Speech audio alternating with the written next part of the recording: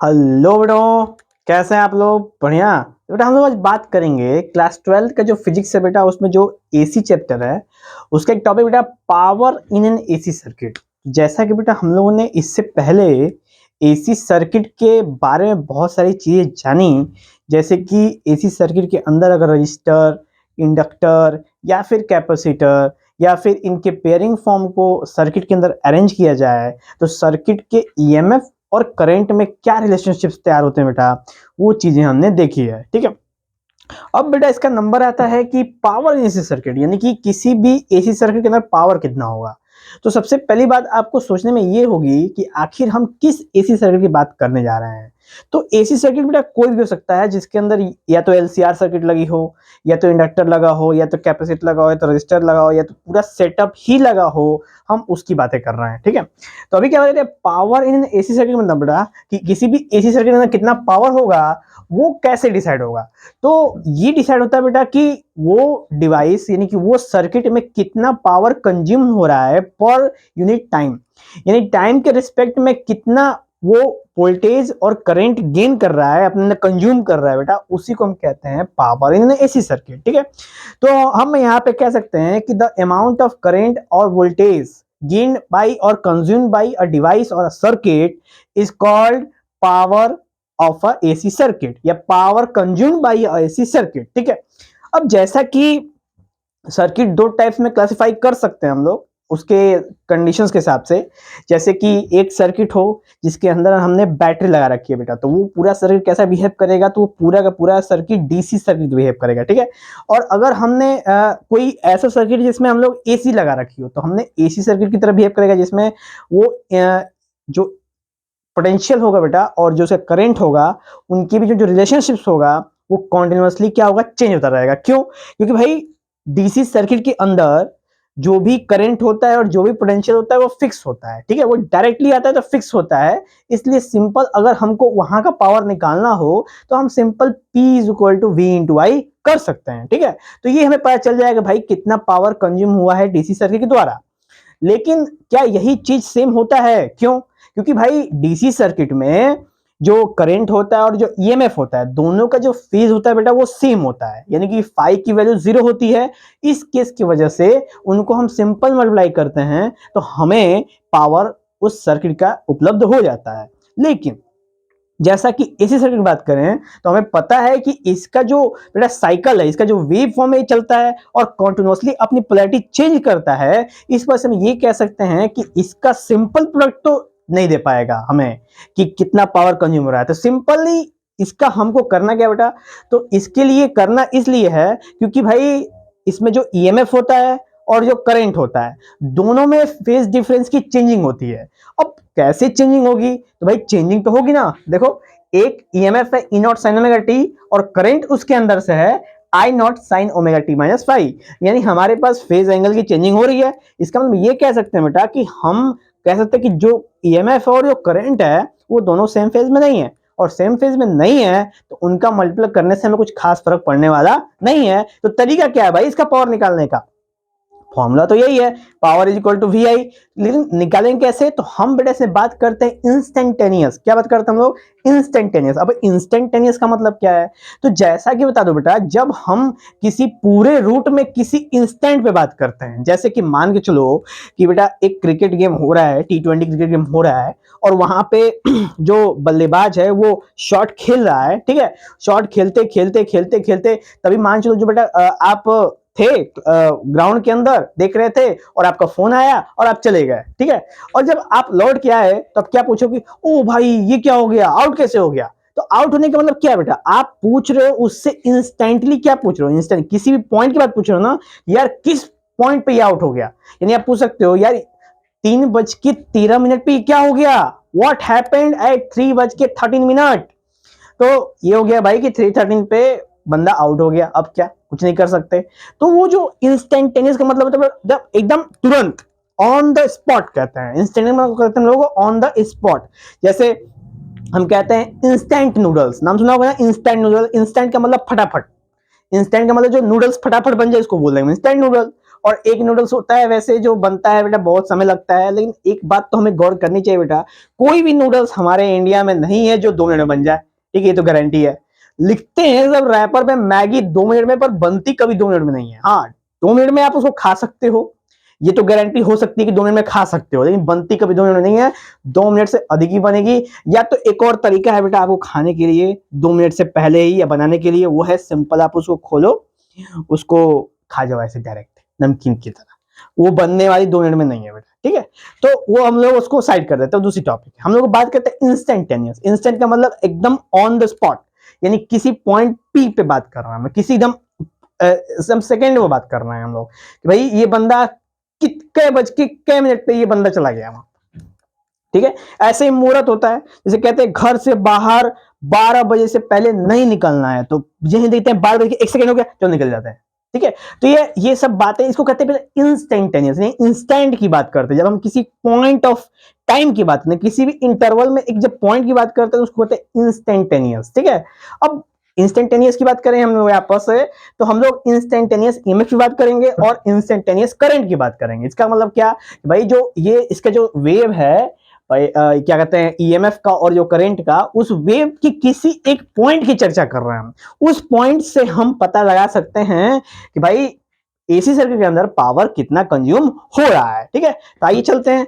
सबसे पहले हमारे सामने ईएमएफ दिया हुआ और यहाँ पे दिया बेटा करंट, ठीक है। अब इंस्टेंटेनियस पावर निकालने के लिए हमें इन दोनों का क्या बनाना, प्रोडक्ट करना पड़ेगा।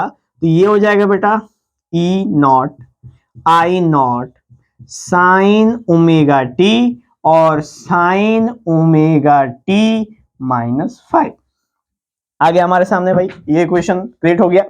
अब हम क्या करेंगे, अब हम सिंपल ये करेंगे कि आपको यहां देख के कुछ समझ में आ रहा होगा बेटा, मैथ्स के जितने छात्र हैं बेटा हम लोग के यहाँ, ठीक है, मैथ्स वाले गौर करो क्या है ये एक फॉर्मूला दे रहा है, ठीक है। फॉर्मूला चीख चीख के चिल्ला रहा है अंदर से, सुनो इसकी मन की आवाज, सुनो मन की आवाज, ठीक है।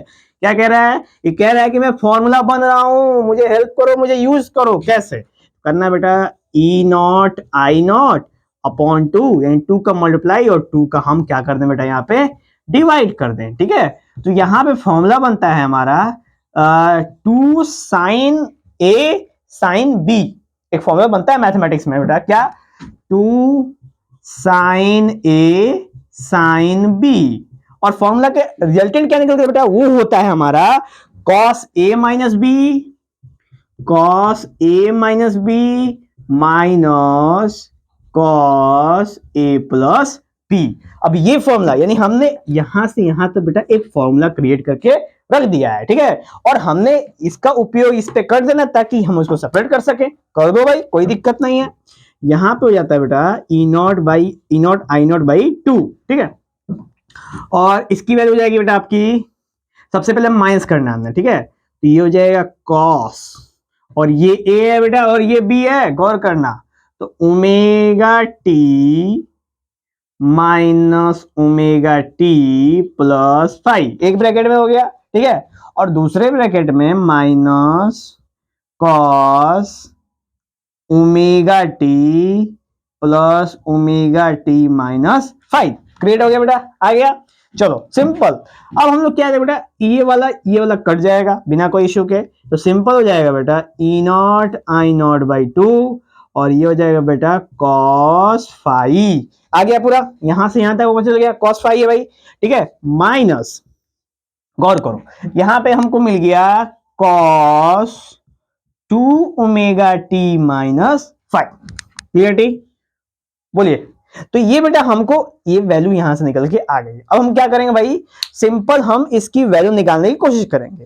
तो एक चीज गौर करो बेटा, कंप्लीट साइकिल में, यानी कि एक कंप्लीट साइकिल की अगर हम बात करो तो एक कोसाइन फॉर्म में जो ये वाली 2 ओमेगा टी है वो डिपेंडेंट है बेटा, ठीक है। क्या है वो, टाइम डिपेंडेंट है, समय पे डिपेंड करती है, ठीक है, 2 ओमेगा टी, जिसकी वजह से यहां पे इसकी रिजल्टेंट वैल्यू क्या हो जाएगी बेटा, 0 हो जाएगी। अब इसका कहने का मतलब क्या है भाई, 2 ओमेगा टी कैसे डिपेंड करती है, तो हमें पता है ना ओमेगा इज इक्वल टू क्या होता है बेटा, तो omega is equal to 2 pi by T होता है ना।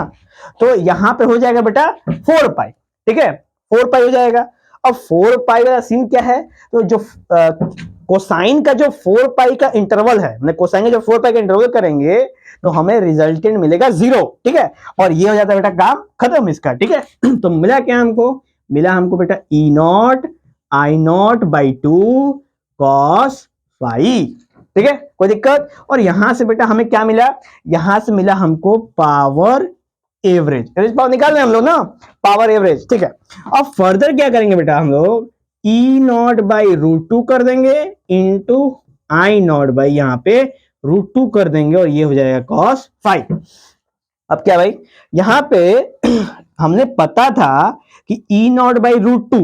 अब अगर थोड़ा सा एसी के शुरुआत की बात करें, याद हो आरएमएस वैल्यू की याद करें बेटा हम लोग वहां पे, तो क्या सीन था भाई, वहां पे था कि E R M S is equal to E naught by root 2 और I R M S is equal to I naught by root 2। नहीं याद है, इसलिए बेटा मैंने लिख दिया, ठीक है। अब यहां पे क्या है कि आप लिख सकते हो बेटा E R M S into I R M S cos five और ये हो जाए बेटा पावर एवरेज। तो ये फॉर्मूला बेटा हमको निकल के यहां पे आया है। क्लियर, कोई डाउट, हमें नहीं लग रहा है कोई डाउट होगा, ठीक है। तो ये था बेटा हमारा average power in an AC circuit, यानी कि किसी भी एसी सर्किट के अंदर हमारा एवरेज पावर कितना एग्जिस्ट करेगा, ये चीजें हमें निकल के सामने आ गई, ठीक है। अब क्या ये खत्म हो गया, नहीं भाई नहीं खत्म हुआ, क्योंकि इसमें कुछ केसेस भी हैं बेटा, ठीक है। केसेस जाना इंपॉर्टेंट है कि अगर वो सर्किट प्योरली रेजिस्टिव हो, या फिर वो सर्किट प्योरली इंडक्टिव हो, या फिर वो सर्किट प्योरली कैपेसिटिव हो, या फिर वो सर्किट ही एलसीआर हो, या फिर वो सर्किट रेजोनेंस कंडीशन में हो, ठीक है। तो ये सब जो केसेस हैं हम लोग इसकी चर्चा बेटा बारी बारी से केसेस के हम लोग करते हैं, ठीक है। अब जैसा कि मुझे इसको हटाना पड़ेगा, ठीक है, तो आप उसको मेंशन कर लेना जब नोट्स बनाना, ठीक है। नोट्स बनाना पहले मेंशन कर लेना, ठीक है, मेंशन कर लेंगे, बात एकदम चंगी रहेगी, ठीक है। चलो अब केस 1 की बात करो हम लोग, तो केस 1 की बेटा बात करो कि अगर कोई सर्किट प्योरली रेजिस्टिव हो तो क्या हो जाएगा भाई, वो हो जाएगा फाई की वैल्यू 0, भाई होगी बिना कोई डर के एकदम होगी, क्योंकि रेजिस्टिव केस में जो आई होता है और जो ई होता है उनके बीच में जो एंगल बनता है वो कितना बना है, 0 बना है, सेम एंगल, फेज डिफरेंस 0 होता है, ठीक है।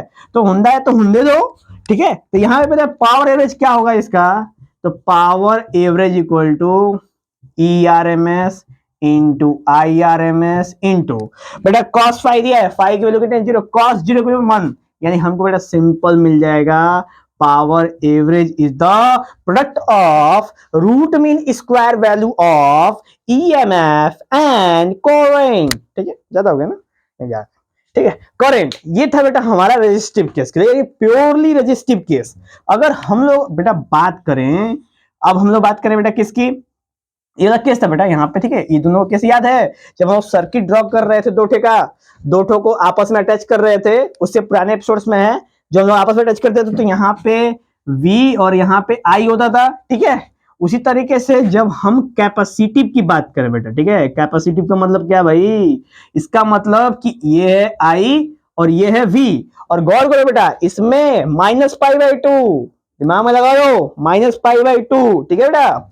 तो ये हो जाएगा कैपेसिटी में P एवरेज इक्वल टू बेटा E R M S I R M S into cos -π/2 है, गौर करना, कॉस -π/2, इसकी वैल्यू क्या हो बेटा 0 हो गया, क्या टेंशन है, 90 पे कॉस को 0 ही मिलती है, क्या फर्क पड़ता है निगेटिव है कि पॉजिटिव है, 0 तो 0 होता है, ठीक है।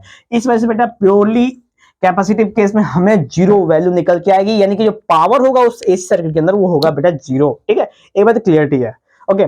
चलिए अब हम लोग बात करते हैं बेटा केस 3 की, यानी जब इंडक्टिव हो, तो जब इंडक्टिव तो क्या होता है भाई, इंडक्टिव हो जाए तो ये से ग्राफ ऐसे बन जाएगा, और ये हो जाएगा बेटा V और ये हो जाएगा आपका I, भाई I का डायरेक्शन सेम है ना सर्किट में, जो तो चेंज होने वाला है नहीं। तो उसके बाद बेटा ये बनता है इंडक्टिव वाले में P एवरेज इक्वल टू बेटा E R M S I R M S into cos π/2 plus है, और इसके क्या बेटा 0 मिल जाएगा हमको, ठीक है। यानी कि आप गौर करो कि एसी सर्किट के अंदर अगर इंडक्टर कैपेसिटर और रेजिस्टर सेपरेट भी लगे हों तो केवल रजिस्टर के केस में ही हमको एवरेज पावर निकल के मिल रहा है, एक बात गौर करना, ठीक है। लेकिन कैपेसिटर और इंडक्टर केस में क्या मिल रहा है, हमें जीरो वैल्यू मिल रही है। इसका मतलब क्या कि ये दोनों जो सर्किट्स हैं वो पावर कंज्यूम नहीं करते हैं। ओहो, तो गजब होगा, ठीक है, ये पावर कंज्यूम नहीं करते हैं। बेटा ये जेईई मेंस में से सवाल पूछा जा सकता है, ठीक है, दिमाग में रखना ये चीज कि which among the following AC circuits doesn't consume electric power, यानी इलेक्ट्रिक पावर कौन से एसी सर्किट कंज्यूम नहीं करती है। ऑप्शन होंगे 4, पहले रेजिस्टिव सर्किट, दूसरा कैपेसिटिव सर्किट, तीसरा रेजिस्टिव सर्किट और चौथा नन ऑफ दीज। तो आप क्या लगाएंगे बेटा बताइए, दो आंसर हो गया ना, एडवांस का क्वेश्चन हो गया भाई, एडवांस का क्वेश्चन हो गया। तो ऑप्शन क्या होगा बेटा, ऑप्शन होगा दो ठे, कौन कौन से, एक होगा कैपेसिटिव और एक होगा इंडक्टिव। यही दोनों हैं जिनकी जो सर्किट के अंदर पावर कंजम्पशन होती है वो होती है सुन्ना, सुना ही है, हाँ सुन्ना, ठीक है। चलिए, तो ये हो गया बेटा हमारा तीसरा पॉइंट भी हो गया समाप्त यहाँ पे, और ये चीज क्लियर हो गई कि भाई इंडक्टिव केस में भी हमको कुछ होने वाला है नहीं, ठीक है। अब बात आते हैं बेटा हम लोग किसमें, एलसीआर सर्किट की बात करो भाई। तो एलसीआर सर्किट में भी अगर आपको याद हो बेटा, नहीं याद हो तो कोई बात नहीं है, आप पिछले एपिसोड जाना और देखना। एलसीआर सर्किट की अगर हम लोग बात करें तो उसके अंदर भी अंत में ये पता चलता है हमको कि भाई ये रेजिस्टेंसी सब कुछ है, बाकी सब तो यहाँ पे वेल्ले और नल्ले बैठे हुए हैं सब पूरे सर्किट के अंदर। कौन कौन, कैपेसिटर और इंडक्टर, ठीक है। सब कुछ जो है करता धरता वो सब कुछ क्या है, रजिस्टर है, और इसी को एज यही सब कुछ करने वाला है। इसका मतलब कि जो पावर कंज्यूम करेगा वो कौन कंज्यूम करेगा बेटा, वो करेगा रजिस्टर इन एलसीआर सर्किट। यानी एलसीआर में पूछेगा तो केस में क्या लिखेंगे, it is only resistance consume power. Clear. चलो अब आगे बढ़े हम लोग। जब हम लोग आगे बढ़ते हैं रेजोनेंस के केस में, तो रेजोनेंस के केस में भी अगर गौर करो तो उस एपिसोड में चलते हैं हम लोग, तो देखते हैं कि वहां पर भी रेजिस्टेंस ही इंपॉर्टेंट है भाई। रेजिस्टेंस का ही तो कर्व बहुत हाई जा रहा था, क्यों, क्योंकि सबसे ज्यादा पावर कंज्यूम कौन करता है भाई, रेजिस्टेंस करता है, और रेजिस्टेंस करेगा तो भाई पूरे सर्किट में करंट की वैल्यू क्या करेगा, इंक्रीज कर देगा। यानी हमें इन तीनों केस में पता चल गया, या तीनों केस क्या पांचों केस में ये पता चल गया हमको कि रेजिस्टेंस इज सर्वे सर्वा, और उसको कोई हराने वाला है नहीं, ठीक है। पूरी ऐसी सर्किट में दबदबा है, राज है उस बंदे का, ठीक है, ओम्सवा ने बनाया है उसको, ठीक है, इसलिए उसको कभी इग्नोर ना करियो। ओके, तो ये हो गया बेटा 5 केस हो गए समाप्त, और ये था पावर इन एसी सर्किट का पूरा डेरिवेशंस एंड एक्सप्लेनेशंस। क्लियर। चलिए बेटा चलते हैं, मिलेंगे नेक्स्ट एपिसोड में जिसका नाम है पावर फैक्टर, ठीक है। अब पावर पढ़ लिए तो फैक्टर भी जानना भाई कौन कौन से फैक्टर हैं। जय हिंद।